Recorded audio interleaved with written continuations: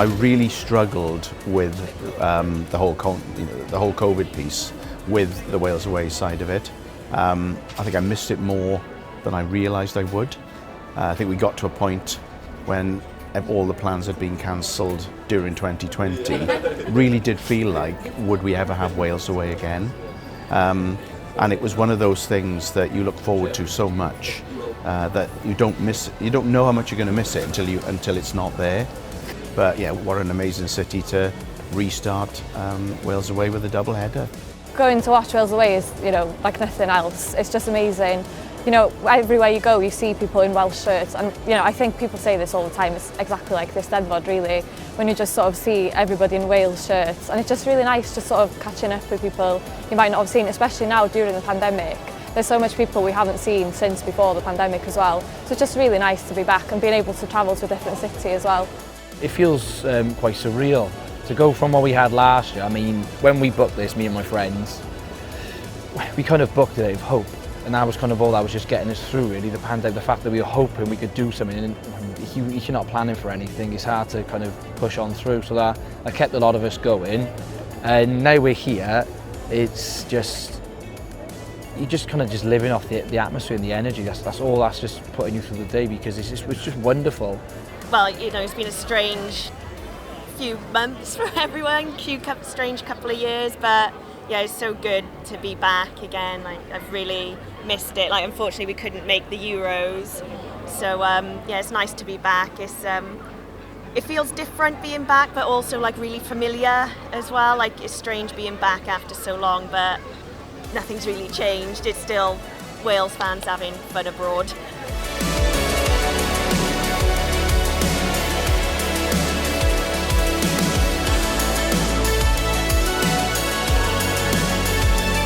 When we sort of speak Welsh around different cities, you kind of see people looking at us a bit like, oh, like the way I sort of, if I go somewhere and I hear people speaking another language, it's exactly the same, really. But yeah, it does make me feel closer maybe to being Welsh, and it does, like I say, just makes me feel proud to be Welsh, really. Yeah. In short, yeah, you do. Especially talking to the locals as well. Yeah, always proud to be from Wales, always say I'm from Wales, but I'd never really wear Wales shirts anywhere else, so it does make you feel, just because you're wearing that shirt, you literally have it on your chest, you can't deny it then. So it's yeah, you do feel more Welsh. Yeah. You wear your shirt with pride, that dragon that's beaten on your chest, and you're showing everybody else how proud you are of being from Wales, and you want to showcase Wales to every other country. You want to show them who you are, where you come from, share your stories of why you love your country and also why you love theirs. Because ultimately, this city has been wonderful to us so far, so we want to show them respect and love like obviously they've been showing us. You don't have to explain to people as much now when you go abroad that you are Welsh and where Wales is. It used to be, didn't it, before, where you're from? Well, I'm from Wales. How far from London is that? But now, you go away into these European places and people know where Wales is. And I think, football's put that on the map. I think the Red Wall have put that on the map. And that side of it, it's just an incredible experience to go away with Wales.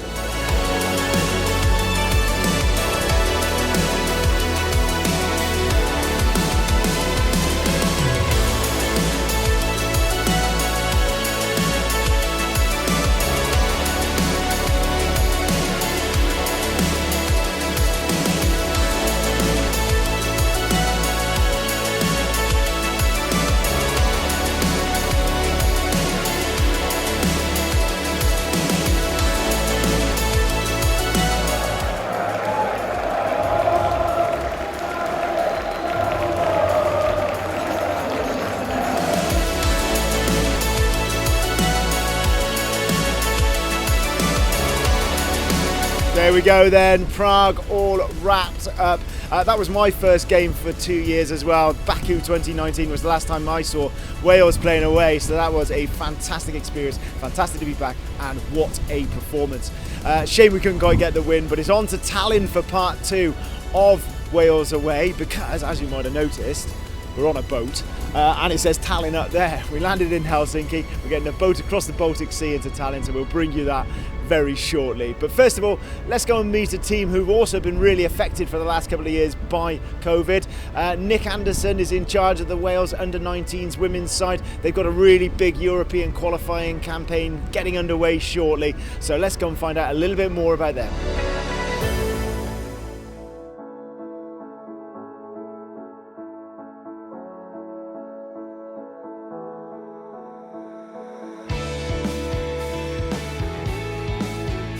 It's been 2 years since this group's been together, so you guys have been sort of working in last month and this month and kind of getting everyone back together. How do you do that in the first place in terms of getting that cohesion back together? Yeah, it's been a really long time for them, and they've worked tremendously hard through that difficult period as a group of players, and even as individuals, as people, more importantly. So for us, it was just about reconnecting as a new group of people together, a new family, as we call ourselves here. And again, it's been working on those principles, working around our values, and just trying to build those connections and make them stronger and stronger on the pitch, off the pitch, away from camps. And it's just that we don't see each other as often. So it's important when we get these times, we make the most of them, and we've certainly done that over the last couple of months now. And we're just at a point where we just want to get going now. We want to get on the pitch and put all that into practice. Tell us a little bit about you as well, because this is the first time you've taken the 19s, isn't it? Yeah, it's fantastic. I'm really excited. I was very fortunate to the FAW for having their faith in me to come and take on this role. It was something I've done previously many years ago from an under-15s perspective, but certainly an under-19s is a completely different challenge, and certainly in these circumstances have been a bigger challenge again. But I think the welcome I've had from everybody, obviously with Gemma coming in from the first team, she's been absolutely superb. With myself and all of the people here and all the different staff have been tremendous, and I've really enjoyed it so far.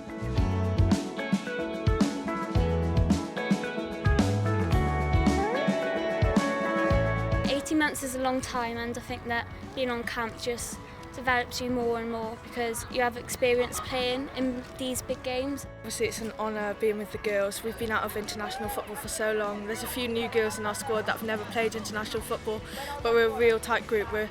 We're all here for each other, and we're just so happy to be back. The first camp we had back was in May, so it's over 18 months since we've actually played a game, and I think now it's just stepping stones. Like, we've got 3 games in October in Andorra, and we're looking to qualify out of the group for that. And in order to do that, we need to take away the positives from this camp. We've got a game on Saturday, and hopefully come away with a win on Saturday, take us into October nicely. Nick's come in, Nic and Sarah, and they've been brilliant. They've instilled that belief in us that maybe wasn't there as much before, but they've been brilliant with us. Like, getting the best out of each and every single one of our players. They know how to, different players obviously have different needs, so they both know how to talk to them to get the very best out of us, but they've been great for us, and I'm looking forward to what comes next in the future. Nic Anderson set a really good camp vibe. Everyone's buzzing to be here, everyone wants to be here, and yeah, everyone just loves it. You can see every time we're training, having dinner, that the vibes are all good and everyone's really on board with what information we're given. And yeah, Nic's really set high standards and we're all on board with that.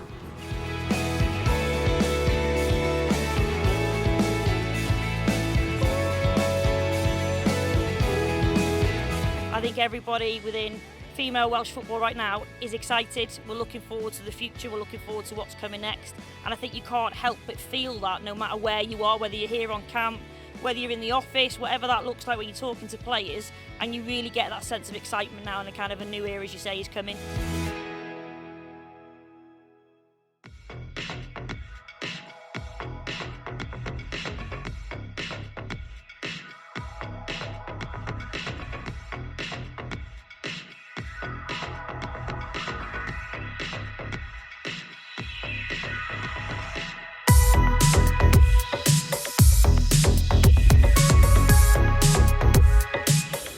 And there we go, just like that, we are in Tallinn and we are ready for the Estonia game this evening. Good luck to the girls in the under-19s team. They've got a big qualifying tournament, so good luck to them in that, and we'll catch up with that really soon. But I'm joined with a couple of fine gentlemen here in Tallinn as we build up to the big game. Guys, first of all, what was the atmosphere like in Prague in the stadium? How was it for you being back in the back in that Wales away crowd? It was brilliant. Everyone wanted to be back following Wales away in the normal crowd. There was no one restricted from coming. It was brilliant. Brilliant, yeah, absolutely. Everything you wanted, James? Yes, I think we could have done another couple of thousand fans, but to make it really, really great. But no, it's a very loud 1,200 or whatever it was fans. We got, we got a reasonable result, but every time the goals went in, it was just like the old days again. Amazing, it was. And what we really loved to see, like at the bit at the end where the fans came over to the players as well, like that connection, I think, is missed by probably the players as much as it is by us. Yeah, I would say so. It was good that they came over at the end and we were able to say to Danny Ward, it's not all that bad, that he made the mistake. But he had everything. We could have won, we could have lost, but we drew. And that was probably in the end a good result, because we made a mistake that probably cost us the win, but it was a great game of football to watch. Great. It says a lot about it, doesn't it, the Danny Ward song, and he seemed to love that as well. Yeah, well, I think if we hadn't done that, it potentially may not have had the confidence to play tonight. He might not play tonight, but I think he could play tonight, and I think we're behind him if he is, and then I'm sure that won't happen again. I'm sure us with the chance will make him feel all that better about himself. Absolutely, together stronger. I think somebody says somewhere. Anyway, yeah. Well, listen, there is a reason we're chatting to these two fine gentlemen, apart from their encyclopedic knowledge about Welsh football. But a couple of weeks ago, you went to the Wales women's game against Kazakhstan, didn't you? You were part of the Cardiff supporters branch heading down there, and how was your experience? It was brilliant, and there was a 6 goal. It was. I just hope today doesn't end up like the next game happened for the women, that they use up all the energy in one game and then it didn't seem to be as intense in the second game. And I'm hoping that doesn't happen with the senior men today. Yeah. 2 wins from 2 for the girls so far. So it's going well, and then they got 2 big games coming up as well, haven't they? Yes. Well, we're looking into one of those. I think we've got Slovenia, which we're not going to, but we're looking into France in Brittany, in Breton. So hopefully, fingers crossed, we can go to that one. But yeah, it's I think it's probably one of the best chances we've got to qualify for a major tournament for women. So yeah, fingers crossed, we'll be good. Absolutely. Well, listen, thank you, gentlemen. We'll let you get back inside because it is a bit chilly, and James has decided to go short sleeve for some reason. I think he's just looking hard. But yeah, so we were at the women's game against Kazakhstan. It was a great atmosphere there, and if you get the chance to go and support them, get a ticket and go along and support the girls. But let's go and see these guys on a bus.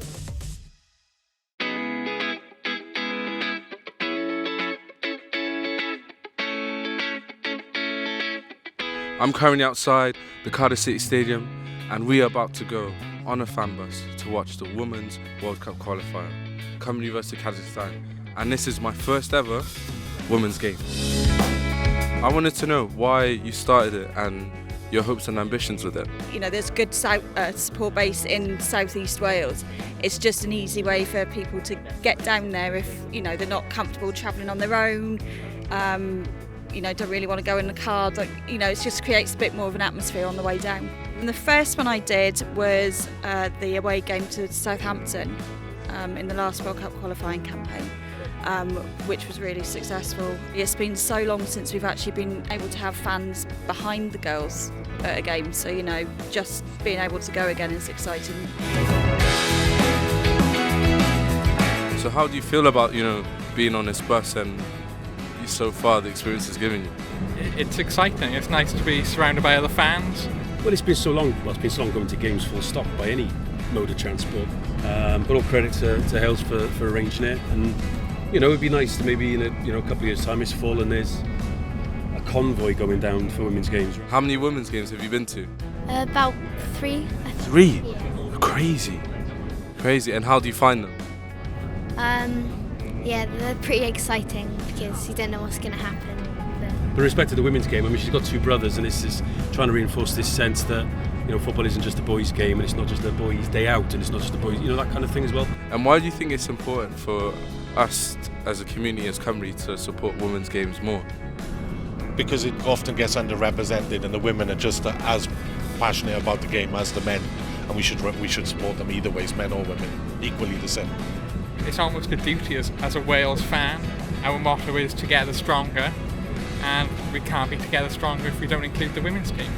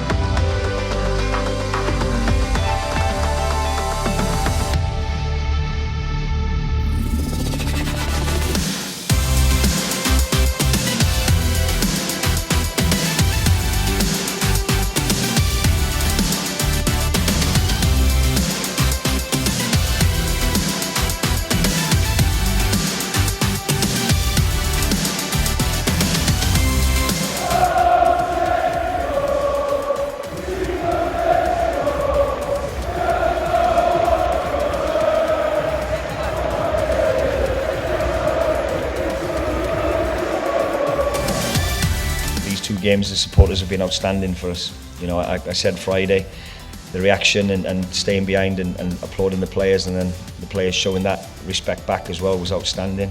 Great bond between them, and they've done it again tonight. And for the last 10 minutes of the game, they helped us get across that line. They absolutely did. So they're a massive part of you know, we all achieve things together, and we'll need that in November. They've been absolutely amazing, not just this week, but you know, since I've been involved with Wales, to be honest, they've been absolutely incredible.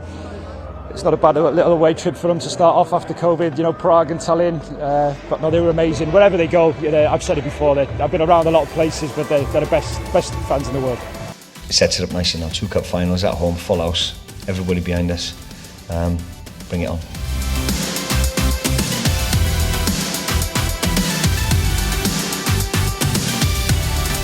And there we go, Wales away 2021 doubleheader done and dusted. Well done to Rob Page and the boys. 4 points from that international window was a very decent haul, particularly the game in the Czech Republic. Loved that, great performance and great memories from that. And well done to the Red Wall. You were a credit to yourselves and the nation. It was fantastic to see so many faces I hadn't seen for a couple of years. Absolutely loved it and look forward to March 2022 when it returns. But don't forget, those 4 points that we got also set us up for a fantastic double header in November. Belarus at home, Belgium at home, World Cup qualification on the line. Will we get those 15 to 17 points that we need for a home tie in the semi-finals? Well, go and get your tickets and let's find out. But if you need your Cymru fix before that, the women are playing at the end of this month at the Cardiff City Stadium in their World Cup qualifying as well. So let's go and support the girls at the same time. So, but for now, from Tallinn, it's time for me to get to the airport and get home. I think we're ready. See you soon.